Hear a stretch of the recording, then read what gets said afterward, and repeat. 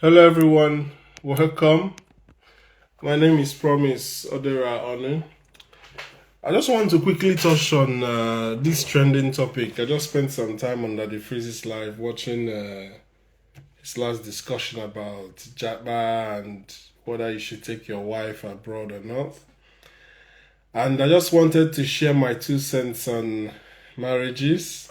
I'm not an expert in marriage, I'm not a marriage counselor.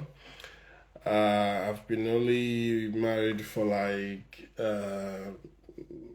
3 going to 4 years.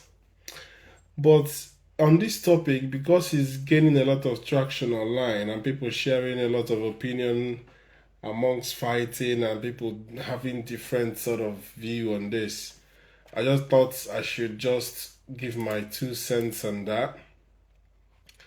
When it comes to marriage, the first question to ask yourself is, what type of marriage do you want to get into? Because people don't understand that every marriage is not the same.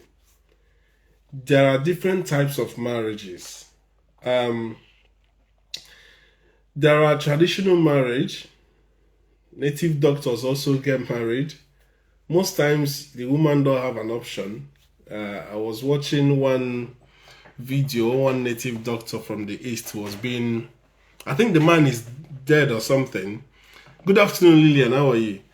But then the wives were being asked or queried how long they've known the native doctor, how they got married, and all of them were saying there was no choice. He just saw them and said, you will be my wife, and that's it. You stay at home because you are scared. He can off you spiritually. So those are traditional marriage, so to speak. Then there are Christian marriages. So let's not mix all these things up. There are born again Christian marriages. Let me put it that way.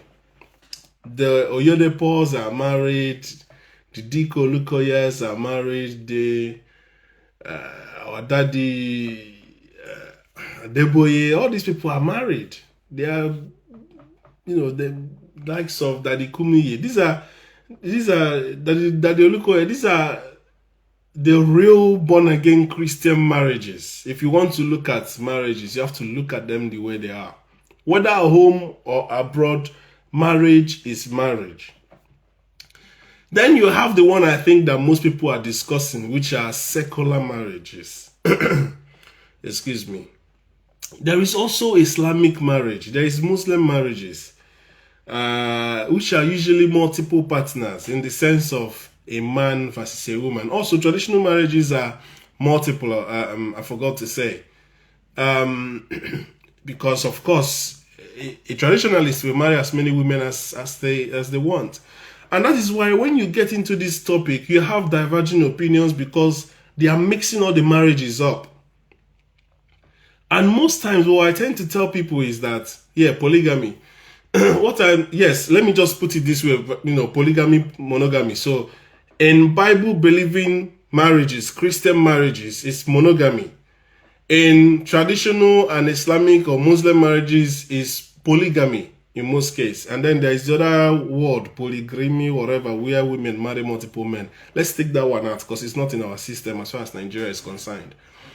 So let's treat the one that pertains to what? Polygamy and monogamy. The most important thing I want to talk about, I don't want to dwell on polygamy, monogamy. I want to dwell on marriage, the different types of marriages. You see, when you are discussing with people, it's clear for you guys to lay a foundation on what type of marriages do you want to talk about. Somebody like Charlie Boy, he's been married in Nigeria. I don't think Charlie Boy can be fitted on any of this. I probably would say he's a secular married man. Let's just use the word secular. Or you can even put him towards tradition, depending on how he wants to defend or, put his marriage. Now, you can also argue some pastors have divorced and married and blah, blah, blah. And I don't want to get into the divorce, can you divorce or can you not divorce aspect. I think, different denominations will have different view on this. But the most important thing is that at every given time, you have one wife, and that is the Christian believing marriages or the Bible believing marriages. So when we want to talk about it, What is important is, if you are going to leave your partner because he cheated on you, ask yourself, are you also faithful? Now, if two sinners, I use the word sinners because some people think that when you get married on your wedding day, as you are wearing the ring, you become sort of a saint. You can't sin anymore. That's not how it works. It's the same person that you guys were doing boyfriend, girlfriend all the while, fornicating, doing all the sins, swearing at home, committing all the atrocities you are committing, doing things that are not in the Bible. That's the same person you went and married, and now you're expecting him not to cheat, which is now adultery. So common sense should tell you that if I have been living a sinful life with a particular person, then I do not qualify for a Bible-believing Christian marriage, so to speak.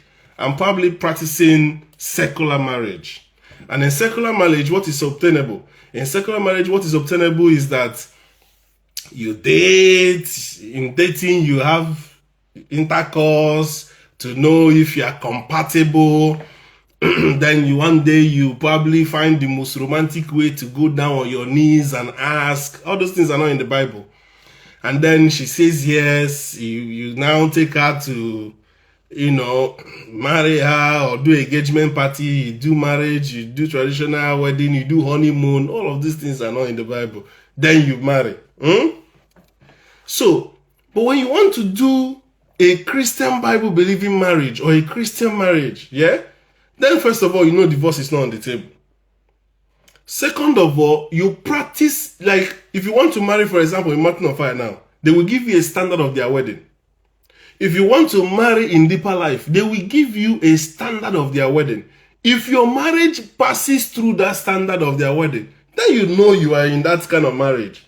You can't just come and do anything you like, marry in a court, and tomorrow you say, this man cannot cheat on me. But you guys are okay committing any other sin. And then tomorrow you're telling this man that has always been a sinner not to commit a particular type of sin. So we need to sort of define, because when I listen to all these conversations, people talking about women they bring abroad, changing, blah, blah, blah, we tend to miss we need an anchor. As a society, what are we anchoring on? Are we anchoring on the Bible? Are we anchoring on what is obtainable traditionally? Are we anchoring on what is culture? Are we anchoring on what the society in terms of abroad taught us, civilization? Are we anchoring on what? Or everybody has their own opinion and view on things based on what? On what information you have or how you feel? Because these days you cannot really imagine the extent people can go in terms of fantasies. Do you find out the sexual fantasies of that person? Some people can do anything for pleasure. You get into marriage with that person, they ask you, I want to do anal. That's what I want to do. What are you going to say to that? Some people want to do oral sex. Maybe you've not done it before. What are you going to say to that? So these are discussions you're supposed to have before you get into something. And then define the kind of marriage you want to have. What type of marriage you want to have. Then practice that level. So if you want to go into a marriage with a Christian, then practice Christian marriage precepts until you get married, so that when you get married you will continue in that. So the bottom line is, if you want to marry a believer, you want to marry a God-fearing man, God-fearing woman, then practice Christian marriage. Stay to your marriage before you consummate your love. And at the same time, make church your yardstick, make the Bible your yardstick, make everything go according to the will of God. Pray together, fast together. Then things like cheating or paying back somebody that cheated with cheating is not part of your marriage at all. You make God the center of that marriage. And that's why sometimes you look at people and it seems as if they are so happy in their marriage, and then you look at others, they are complaining. It's not all Christian marriages that work out. Some Christian marriages, of course, have their issues. Maybe because one person is not Christian enough, or one person is an unbeliever, one person is trying in a Christian way, or one person is practicing, or one person decided, okay, I don't want to be a Christian anymore, I want to be a polygamist or whatever. Then the Christians will say, pray. That's how they solve all their problem. As far as Christian marriage is concerned, you pray. You pray and wait for the other person to change. In secular marriage, you divorce. You go your way. If you try, it doesn't work, you divorce. So that's why when people are giving opinions, oh, she could have left. That's why they, of course, in every type of marriage, domestic violence is not encouraged. If a woman push a man to the point of hitting her, the man also should, leave the marriage, because of course, one day you are going to commit manslaughter without even intending for it. Because women can verbally abuse men to the point that they don't know what else to do. They will reduce themselves to woman beater. So every type of abuse is abuse. Verbal is abuse. Of course, there is the physical abuse, and also there is mental abuse, financial abuse, sexual abuse as well. So women will say, I will not do anything with you because, of course, you did not give me money for this. You don't deserve this. All of these things are happening in marriage. Now, for a lot of people that claim they are not happy in marriage, marriage is like a bed. The way you make it, you lie on it. If you create peace at home, you will have peace. If you fight for authority or control, of course, if the other person don't want to give you that authority and control, two of you will be cat and rat, fighting for who is going to be the head. So at the end of the day, you have to decide for yourself. As a young man, as a young woman, I want to get married. First of all, first thing you ask yourself, what type of marriage do I want to practice? Do you want your marriage to be like your dad and mom? Possibly they are Christians, they've raised you in a Christian way. Then you ask yourself, yes, I want to practice Christian marriage. Then that's your answer. So when you're communicating with whoever is coming to marry, you say, I want to marry a Christian way. One man, one wife. Okay? Divorce is not on the table till death do us, part. Unless, of course, there's infidelity, which is the only ground that the Bible gave for divorce. Now, if you want to practice traditional, you let the person know, I'm a traditional man. By being traditional, I can pick many of you as far as my finances can take me. But all these things that people reference Solomon, remember that Solomon had all these 1,000 wives. But what the Bible is trying to portray was his wisdom, that he could control up to 1,000 women. But Solomon had only 3 children. So you can't have 1,000 women and have only 3 children. So all those things in the head of men that they think that Solomon was enjoying all these women. No, it was about his wisdom, because people came from all parts of the world to come and see him. So we need to understand the intricacies of these things. Now, coming to home and abroad, like somebody rightly said, if you marry at home, you can divorce. There's a high rate of divorce in Lagos. There's a high rate of divorce anywhere.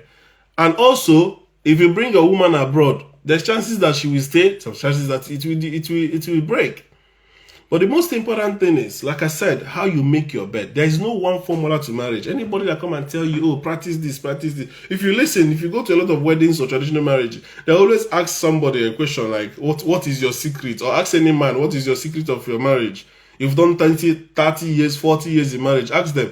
They will always give you different views. Some people will say what has been helping them in their own, but it's different because human beings are different. You are meeting somebody that God created in a different time, different space, different home bringing, different education, different everything, and you want to go and become one with that person, right? Of course, there is going to be differences. Even if you are brother and sister from the same stomach, from the same mother, there is always what? Differences in your personalities. So that is how it is. So without being an expert on the subject matter and without wasting a lot of time on this topic, I just wanted to share it out there. That whenever we are having this conversation, it's very important for us to lay the foundation on what exactly are we trying to practice. The advice or opinions that we are having or discussing is toward a particular type of marriage. Is it traditional marriage or secular marriage?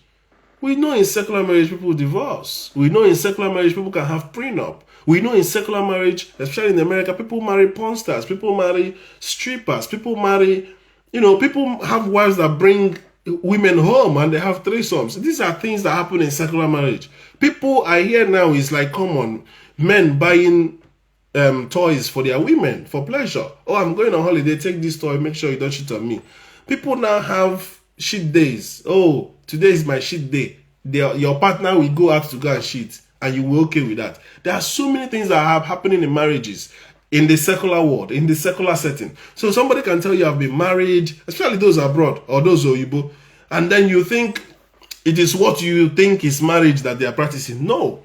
Some people are in semi-open marriage. Some people are in very open marriages. Some people are in marriages where don't touch my phone, I won't touch your phone. And they know fully well that touch your phone means they are doing something outside. and they are okay to it. So at the end of the day, you need to sort of understand the import of discussing what is pertinent to what you want to practice. And again, you don't go out there looking for opinions from people who are not actually experts in the type of marriage you want to have. If you want to have a Christian marriage, you go to the church and discuss with your pastor and discuss with your marriage committee. If you want, of course, to have secular marriage, then you listen to all these people talking all these things online about how they thought marriage should be, whether they should marry single mothers or not marry single mothers, marry rich men or not marry rich men. All those things are open in secular marriages. Of course, if you want to practice Muslim marriage, as a Muslim woman, you know, of course, you are going to have co-wives. Now, it is down to you to decide, okay, I want to be a Christian because I want to have one man, one wife relationship or marriage. So at the end of the day, it is down to you on what you want to practice, and at the same time, work towards that and base it off whatever you are doing. Traditional marriage should be based off traditional cultures, and then Islamic marriage is based off the Quran, and then Christian marriages are based off the Bible. Secular marriage is based off civilization. Whatever it is acceptable in the society. Like I said, so many things are happening. People can remain married, but they are not really married in the sense of marriage. Some people know that their husbands want to travel, they are going to do whatever, and they're okay with it. As far as he lets me travel and do the same with my girls. So at the end of the day, people have, just have like compromises. Let's compromise here and there, especially celebrities. Celebrities are the when you see celebrity marriage, you think they are married the way. Listen, poor people don't think the same way with rich people. Rich people always have different ideologies. A rich man, you don't control him, you don't control his time. He can come back 11 p.m. in the night. He can come back after 2 weeks. He can come back. He can start to stay at home another 1 month. A rich man's calendar is different from a poor man's calendar. So if you're married to a rich man, he might tell you, oh, babe, I'm not coming back for the next 1 month. Sort yourself out. And you know what that means. Our home is unbreakable. You have enough money. Go out there, find a small guy, do your thing, come back. He doesn't care. It doesn't matter what you do with your body. All it concerns to him is that you know where the safe are, you know the businesses, they are all being managed. They don't care really. It's only poor people that care about who are you talking to on the phone. They have all these insecurities and they project it and they don't want to. But at the end of the day, rich people don't care. They let their wives go free as a bird. They are not there arguing with you. What are you doing? Who are you talking to? Rich people don't have that problem. And their wives too don't have that problem. They know their man probably wherever he is sleeping with her. As far as she don't bring her home, no problem shaking her. A lot of our celebrities, just look around. I don't want to be naming names. Just look around. So at the end of the day, if you're not in their category, don't try and reason what they are doing. You define what you want. There are people who want to be rich and they are looking for rich partners that will help them to get to where they want to be. There are some people that don't want to be rich. Yes, there are some people that will tell you, I don't want to be rich, because they have seen rich people maybe that have been wasted or that are living the kind of life they don't want to live. Personally, for me, when I met my wife, she told me she doesn't want to be rich. And I was happy with that. Because myself, I'm not materialistic. I'm living a very simple life. I just want to have a small family, serve God, die and go to heaven. That is me. Now, some other people might just be, no, I want to be known all over the world. I want to have so much money. I want to have skyscraper, have this, have that. At the end of the day, you'll find out that is their motive. That's where they are going.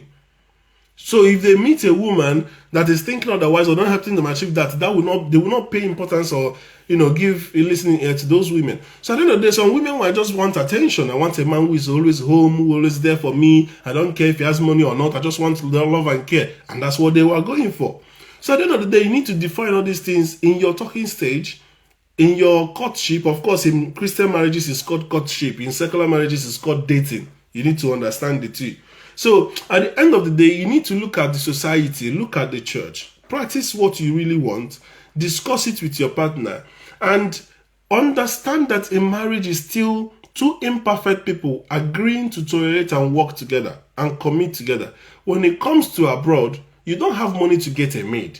If you want to wash your car, you take it to car wash. I paid £25 to wash my car, and they still did a bad job. That's why sometimes I like to wash my car by myself. But if I don't have the time and I need my car to be cleaned, I take it to the car wash, right? You don't have any maid to wash it for you. If I come to Nigeria, I don't wash my car myself. There's always somebody around to wash it. So if you want laundry, you take it to the dry cleaners. Dry cleaners here will bill you very well to wash your car and stash wash your clothes and stash it, right? You don't ask your wife to go and be washing your clothes. You should just put it into the washing machine and bring it out and spray. You iron your clothes yourself. If you have the money, take it to dry cleaner. Yeah? If you have money, you buy dishwasher. Dishwasher will wash your plate. Otherwise, you use your hand and wash your plate.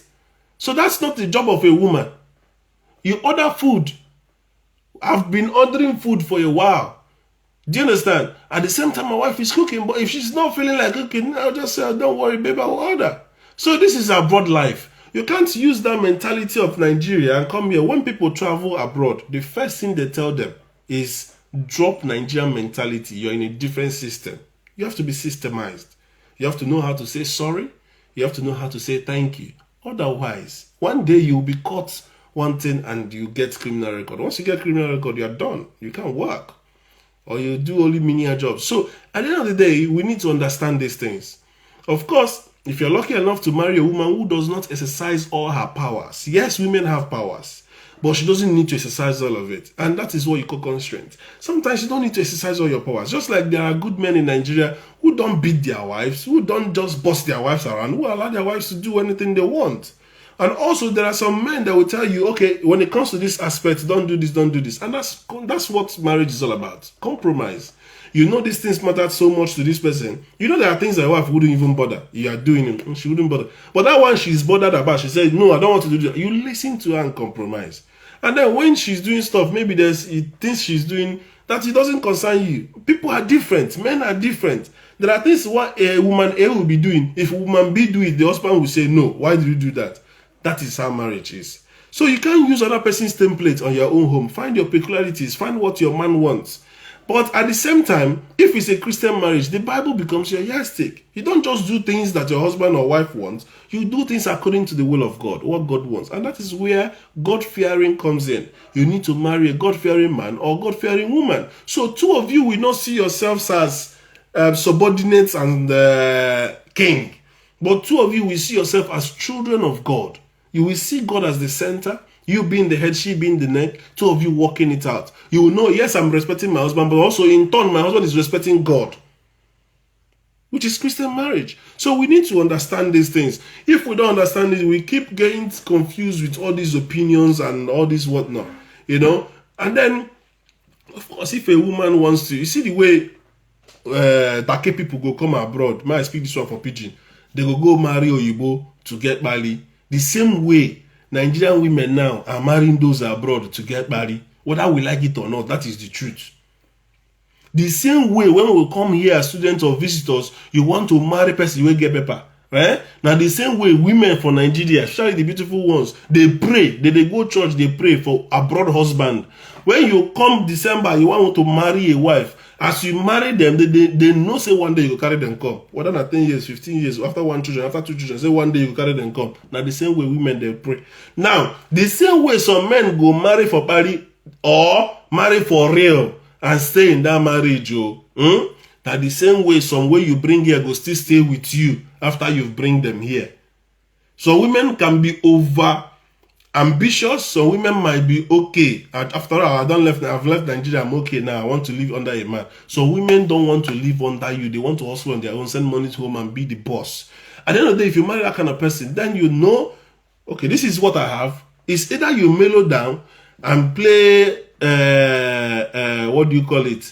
Follow or followership. But if you want to fight for who is going to be in charge, you guys will be having clashes. And here the system will support her, and before you know it, you'll be thrown out of the house.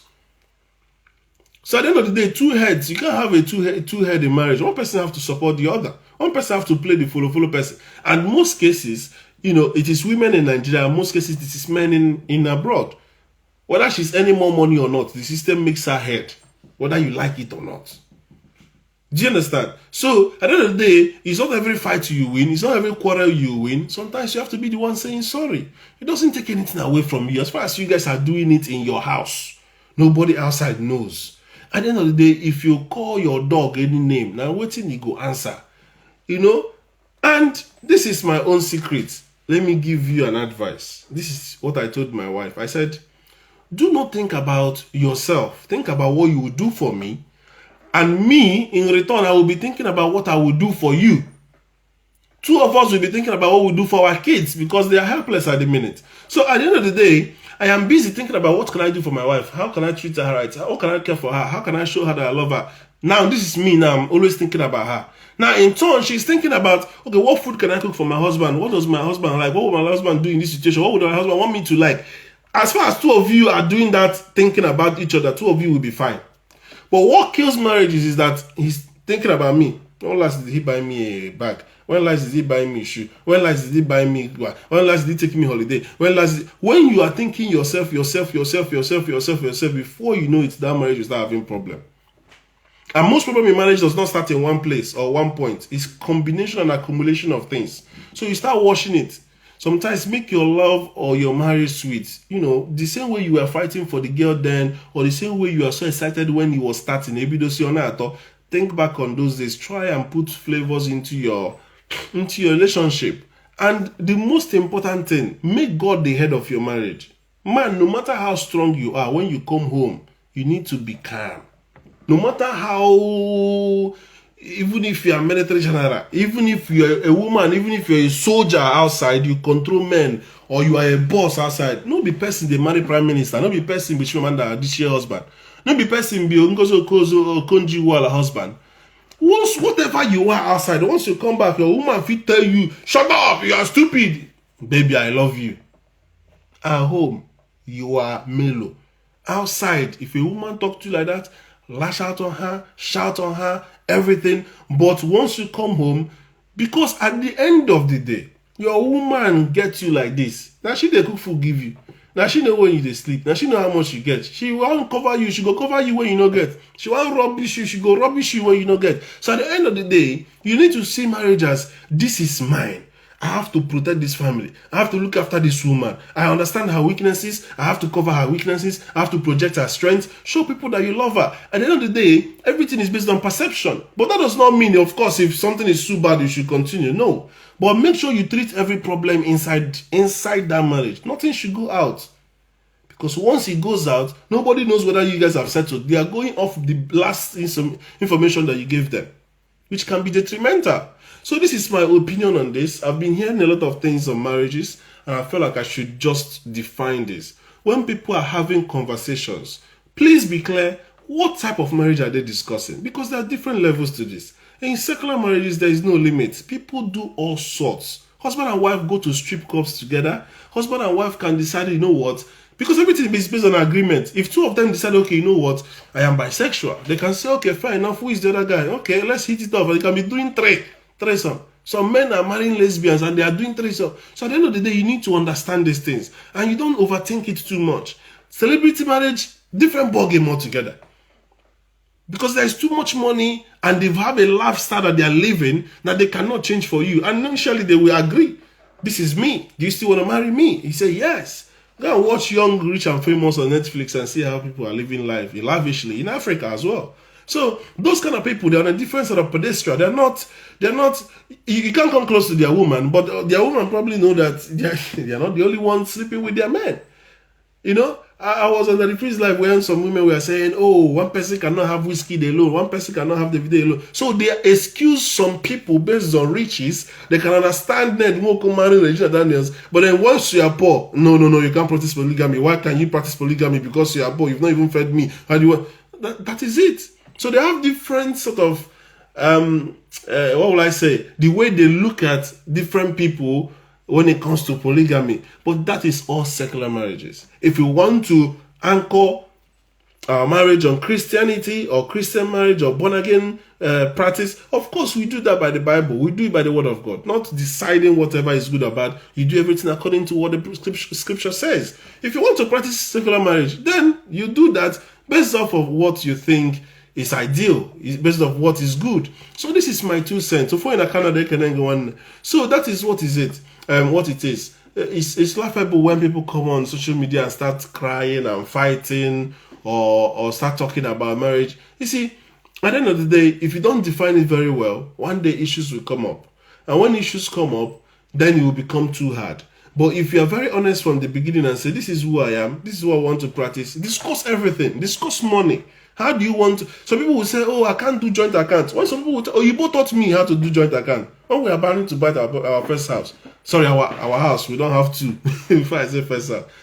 You know, or you both taught us, the man said to us, our mortgage advisor then, he said, have joint accounts for all the direct debits. And that's what we've been doing. We keep our own private accounts. We put money together every month on a joint account. We use the joint account to pay the overhead, the direct debits. But some people tell you, oh, I don't do joint accounts. At the end of the day, whatever works for them, works for them. You define your own marriage. Don't take anybody's advice. There is no single formula for marriage. At the end of the day, you do what is best for you.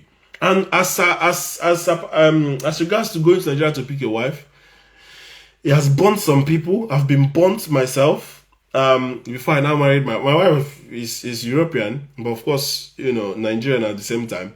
But she was born in Europe, but she's born to Nigerian parents. But at the same time, there are people who have probably married people who are born abroad and they had issues. So at the end of the day, it depends on human beings. And what I can say is that some people's parents have done such a good job that it becomes very easier for the husband or for the wife. But when you when you meet somebody that the parents have not done such a good job yet, you find out that you will struggle as the partner. And that's why it is very important to ask questions about the family, look at the family, watch the family background, and then, that will tell you more on how much work is left to be done. Do you understand? So if you marry a man or a woman that has been well trained, then of course, things should be easy. You marry a woman that have been taught how to cook at home, that knows how to wash clothes, that knows how to clean the house, then it becomes easy. Because she won't have a problem cooking for you. She won't have a problem cleaning. But then if you marry a man that Papa know they come home, maybe he comes home drunk, he himself, he started smoking when he was 17. And then possibly Papa they throw pot gel and there to Mama. Mama still they use 2x2 respond. Of course, he wouldn't have a problem dashing you 1 or 2. And that's one of the problems we have in Africa. We grow up in violent homes, so we become violent and aggressive. And we need to start changing. Especially for those of us abroad, we're learning so much from Oyibo on how to train children with love and not fear. So even personally, I'm learning it, because I was taught with iron hand. My papa used iron hand to train me. So now I'm trying to soften, trying to be soft. I tell my kids I love them all the time. I'm trying to use too much love. Because I asked one Indian man, I said, is it fear or love? Which one? He said, love. Because if you use love and train them, they will be confident. They will love you. But if you use fear, they will be jittering. They will be panicking. They will be, scared all the time. So this is where I'm going to stop. I hope you get the gist of it. Let's not mix things up. When we're having conversations and, people throwing opinion, I won't marry this, I can't marry this, oh, if I do this, it's unacceptable, blah, blah, blah. They are discussing based on what type of marriage. That is most important. Now, are you going to take that advice or not? Now that's the question for you. But what type of marriage are you after? What do you want for yourself? And it's best to look at, if you're a married person, the best people to take advice from are married people. If you are single, then you can discuss with single. Never you as a married person take advice from single, because they don't know nothing about what you are going through. As I will end with this, marriage is sweet. Marriage is very, very sweet if you get it right. Marriage can be hell. You will nearly want to give up. I'm talking from experience. You will want to. In fact, you will. It's suicidal if you have, if you marry the wrong person. So that is where I'm going to stop. And please train your children well. Be well behaved. Be ready. As a man, if you're asking yourself, who should I marry? How do I know the right one? You will know. You'll be conceived. You'll be convinced deep down. But then marry a woman who is ready to marry you. Don't force any girl to marry you. If she's not ready, don't marry her. Because she will be thinking A, you will be thinking B. Thank you so much. And possibly I will come back again live this evening to discuss subsidy with my good friend Barrister Turu. And I will see you then. Thank you. Bye-bye.